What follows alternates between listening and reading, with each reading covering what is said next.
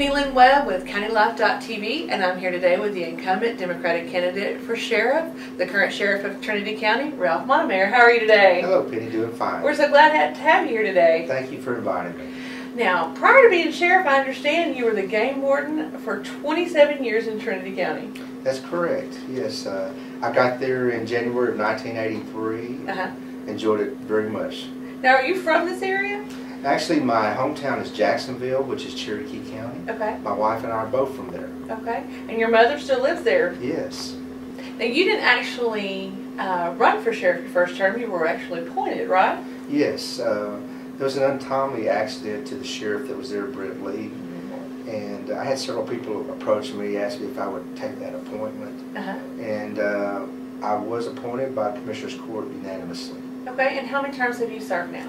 That would be 2. The first 2 years was the appointment, and then I ran for the unexpired term of 2 years and won that. So, current sheriff for 2 terms or 4 years. Okay. And I would imagine that being sheriff of Trinity County has its challenges. Definitely, since there's only 2 incorporated cities and lots of rural county roads to cover. Tell me about some of those challenges. Well, that's correct. The county is a little over 700 square miles and over 14,500 people. So we have a lot of national forests, a lot of paper company land or whatever.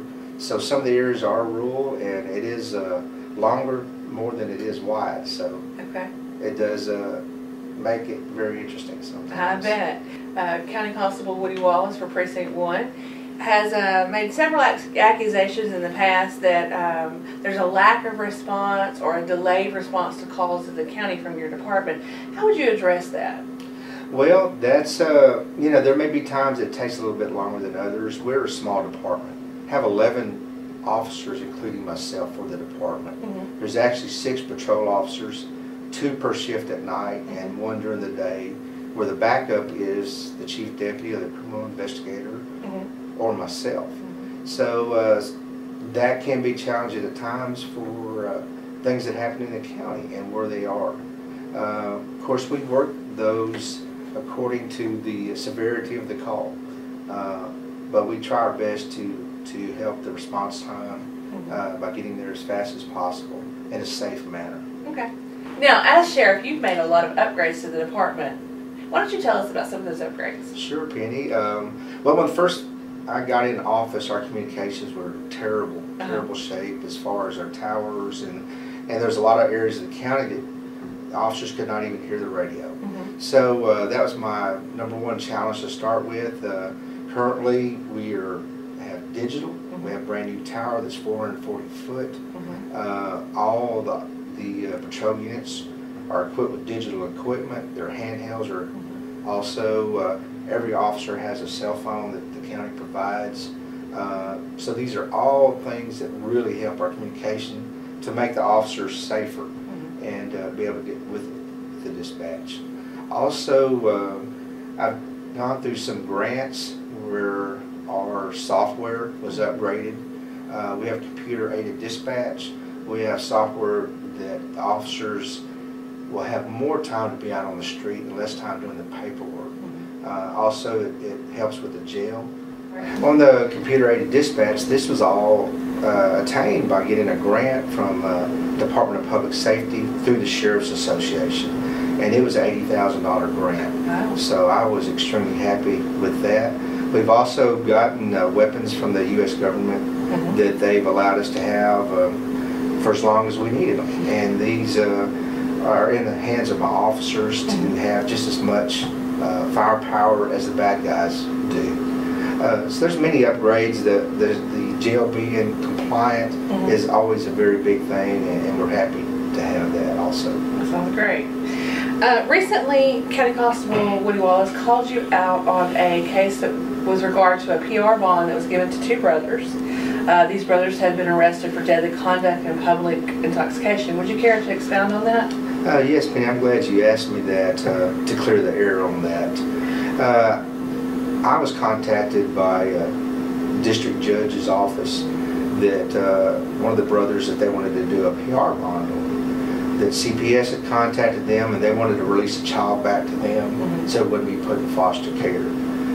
When I contacted my jail, they hadn't picked these people up yet. They were in Trinity Police Department. My jailer went and picked them up, brought them to the jail, and was processing them. And when he called me, I came over, and he asked me to talk to one of the prisoners, one of the brothers. He was shaking uncontrollably, was running a high fever, had not had his medication for 2 to 3 days, and seemed to be at a very bad health risk. And I contacted the magistrate in Trinity, which usually magistrates all their people over there. He had just gotten out of the hospital and said he had not magistrated those people, but asked me what the problem was. I explained it was a medical issue, and he was fine giving me a PR bond for them. They were to appear within 2 days, and they did. They appeared exact day and time. But meanwhile, I went out and visited with the 2 brothers and the other neighbors that were having the problems with, to keep the peace, make sure there was no problems there. CPS had been there prior, had checked the home out. There were no weapons, no alcohol, and there was no problem whatsoever. I see. Okay. So what makes you the best candidate for sheriff? Well, I'll tell you, this is a job that is very intense and very hard. Is all-inclusive of the county, because from one end to the other, there's so many different problems and diverse people. But with my experience being in law enforcement for over 30 years, having the contacts with other agencies such as DPS, DEA, FBI, and we work well with these and have had many operations with these other agencies, I feel that this makes me the strongest person for that position in the coming future too. Okay. Is there anything that we didn't discuss today that you'd like to clear the air about? Anything that's been mentioned during the campaign that you'd like to expound on or talk about? Yes, there's one other thing that my opponent has been telling people, that I have some officers that live too far away. I do have a few officers live in other counties that have joined us. But I try to get the very best people I can to work for my sheriff's office. That was one of my goals, to make it a professional office. And I'm very proud to say, out of the 11 officers, 5, including myself, have Master Peace Officers licenses, which is the highest that you can attain through TCLOS. And so I have a very diverse group with women and minorities, and they do a tremendous job. They're very dedicated people. And you know, one thing that I did 30 years ago was take an oath to promise to protect and to serve the people of the state of Texas and the county that I was assigned. And I was very happy to do that and continue to do that. The general election is on November 6th, and early voting is 2 weeks prior. So whether you vote on the day or vote early, be sure you get out and vote. And keep logging on to countylife.tv.